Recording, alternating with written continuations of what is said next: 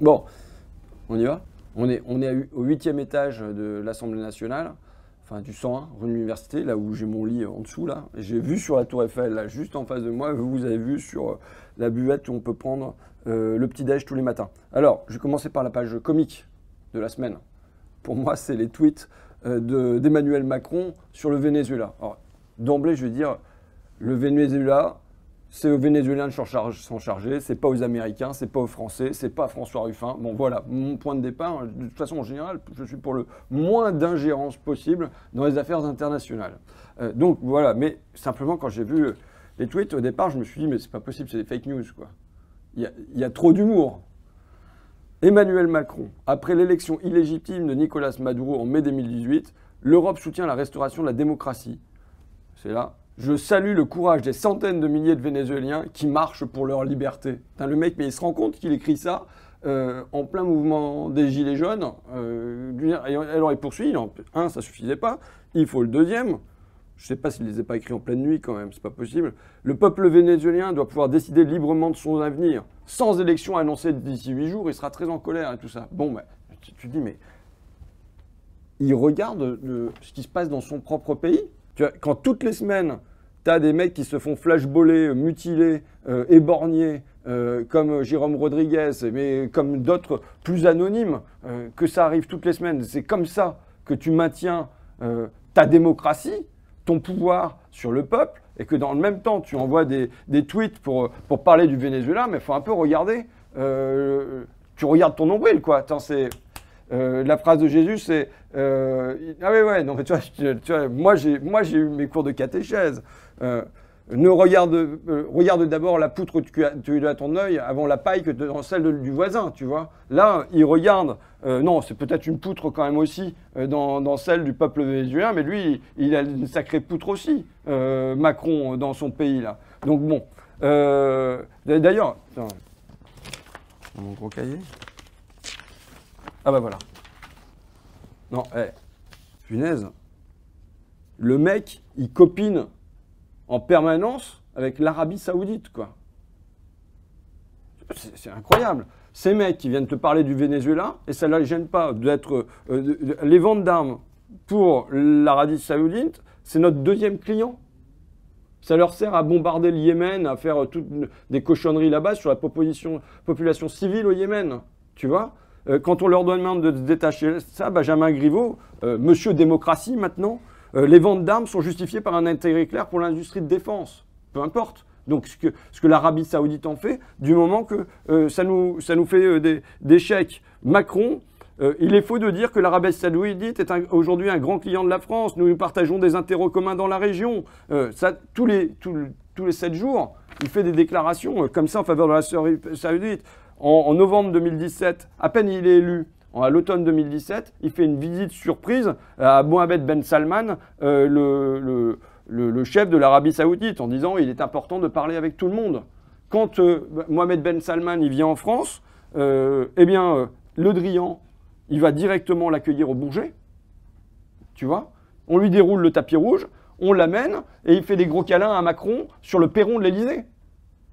C'est un régime où se pratique la décapitation, où se pratiquent les coups de fouet, où il n'y a aucun parti d'opposition. Et c'est dans ce pays-là, qui est maintenant un ami de la France apparemment, et le même Macron vient nous donner des leçons de démocratie quand il s'agit de l'Amérique du Sud. J'en sais rien moi, tu vois. Tu sais très bien que la politique étrangère, c'est pas ma tasse de thé. Tu vois, mais enfin, il y a un tel contraste entre les bisous et je te roule des pelles à Mohamed Ben Salman, le tchèque d'Arabie Saoudite, là, et puis de l'autre côté, quand ça se passe en Amérique du Sud, démocratie, démocratie, démocratie. C'est ce deux poids, deux mesures. Quand même, c'est dingue, non?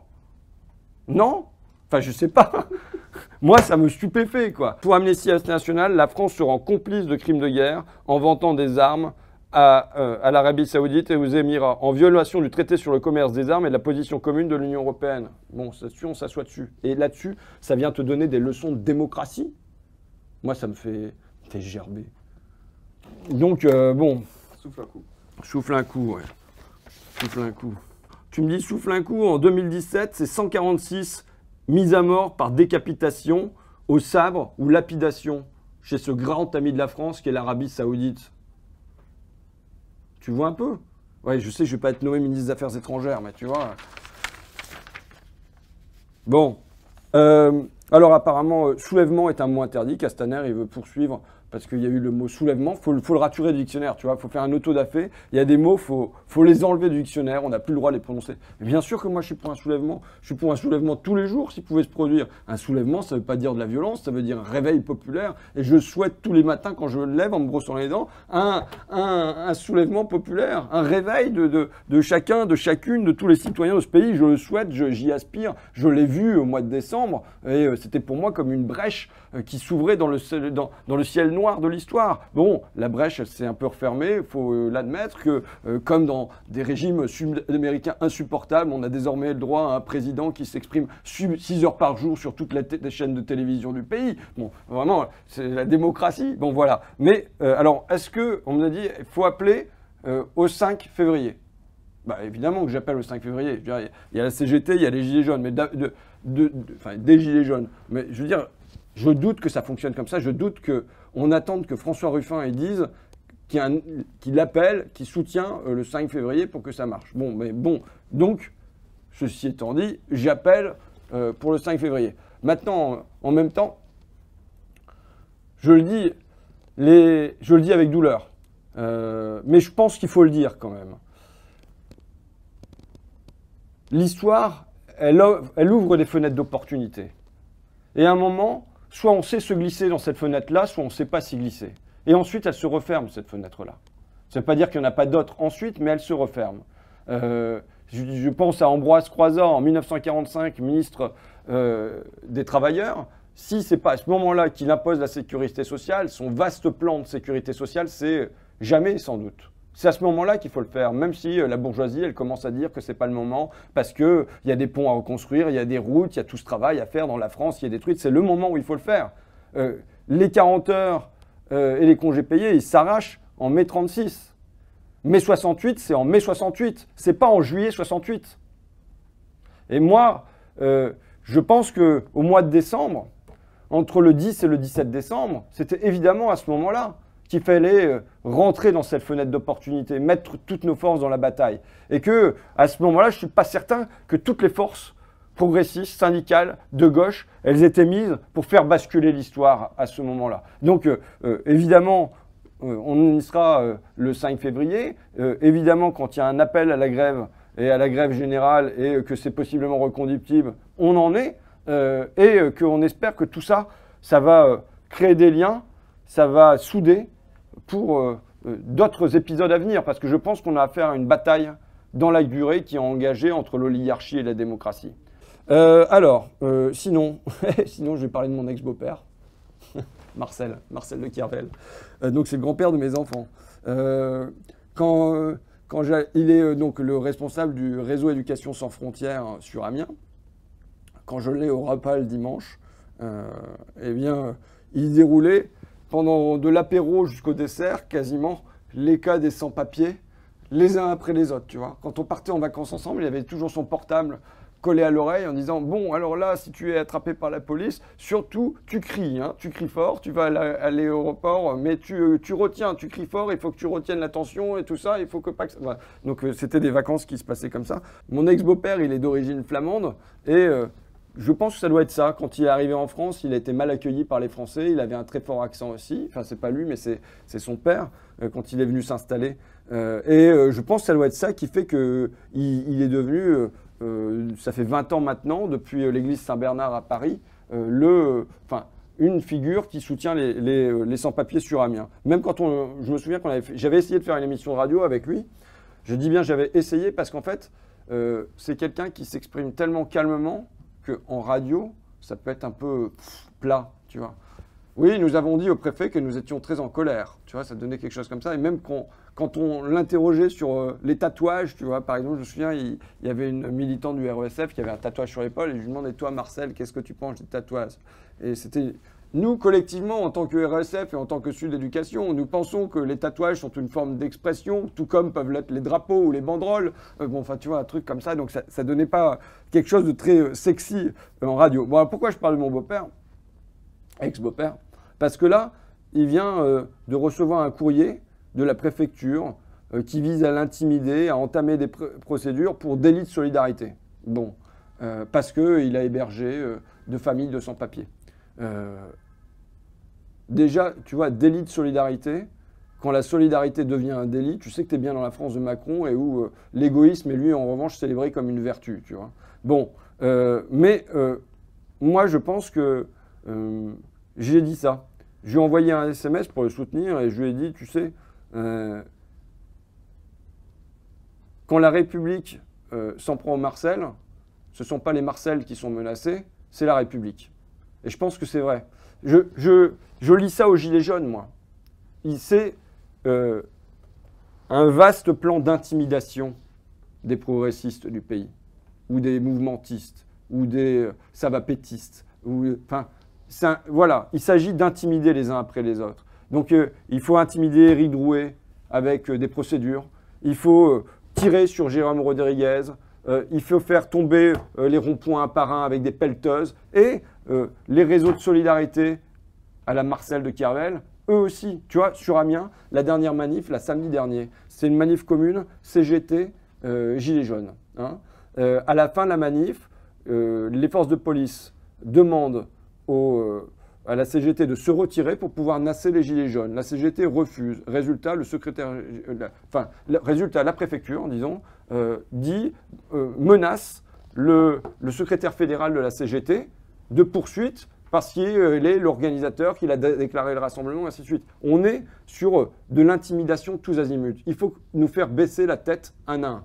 C'est ça le truc. Et c'est pour ça que je lis mon beau-père au mouvement des Gilets jaunes, même si ils ne sont pas connectés, mais il s'agit de nous faire baisser la tête un à un. Et quand j'évoque Marcel, mon beau-père, je pense bien sûr à l'autre Marcel aussi.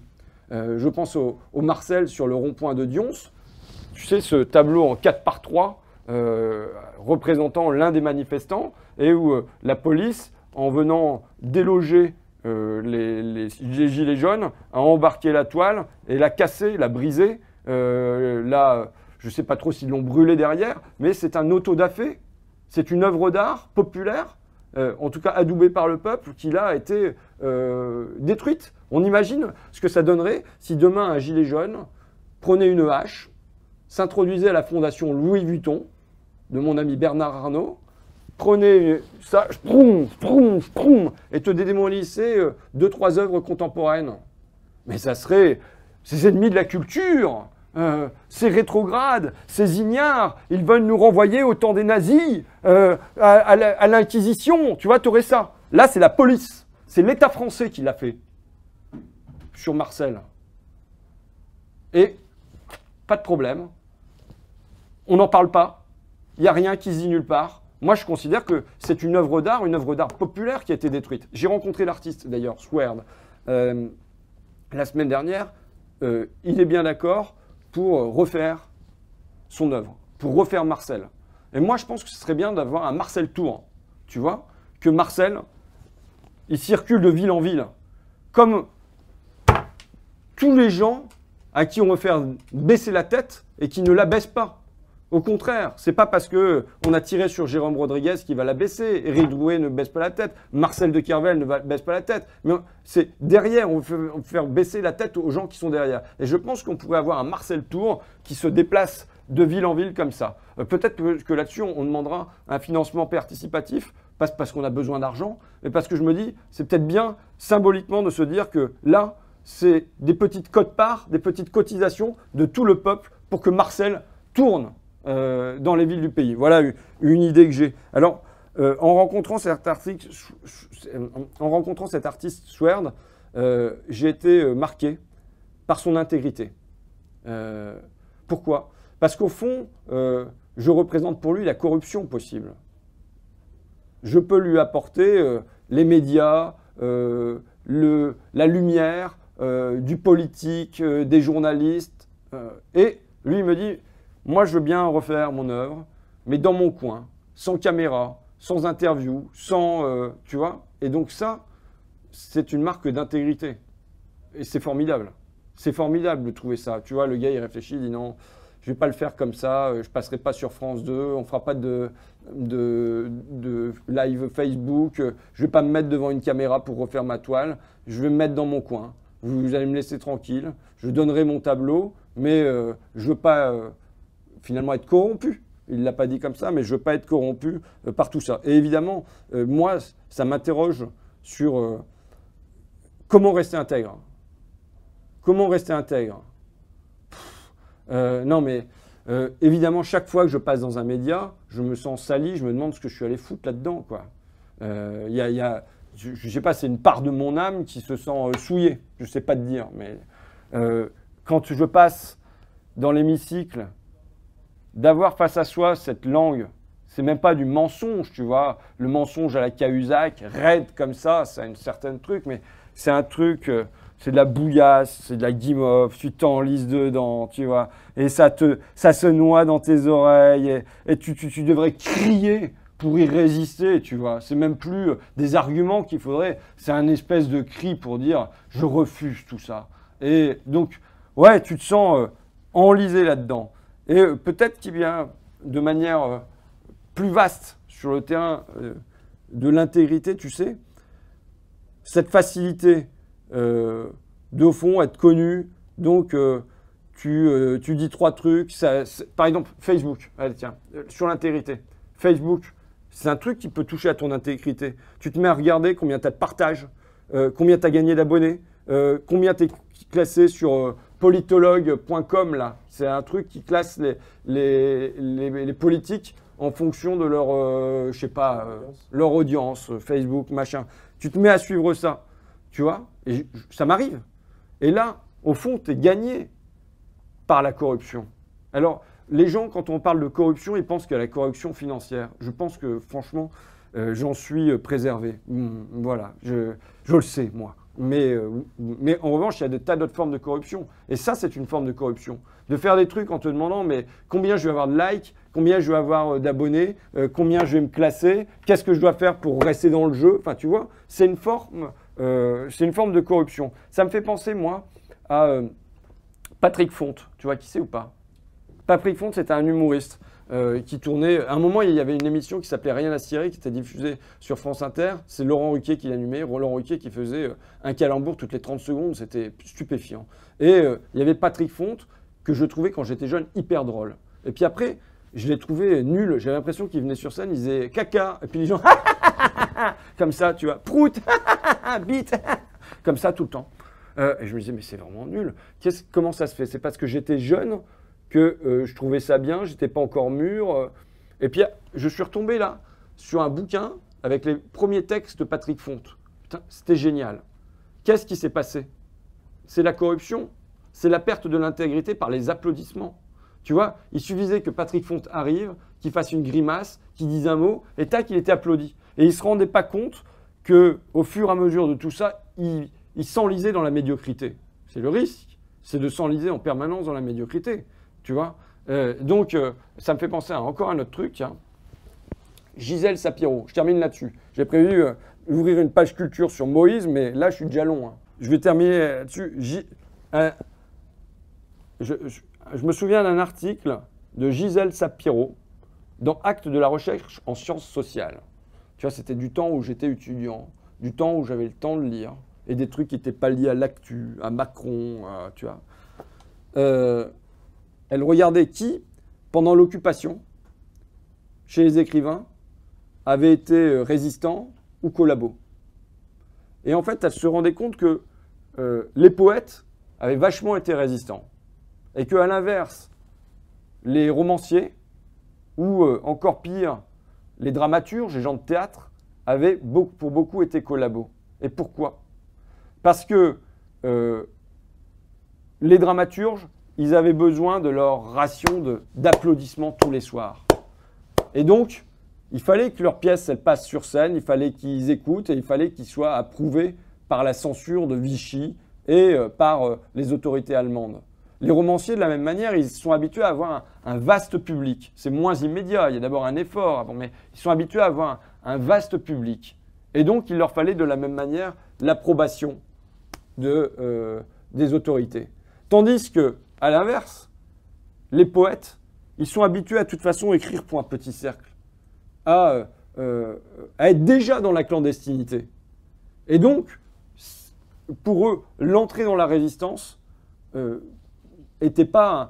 constituait pas un fossé en termes de public, tu vois, en termes d'applaudissements continuels. Bon, voilà. Donc, c'est rester intègre, c'est aussi ne pas chercher. Donc, regardez pas ce bulletin comme ça.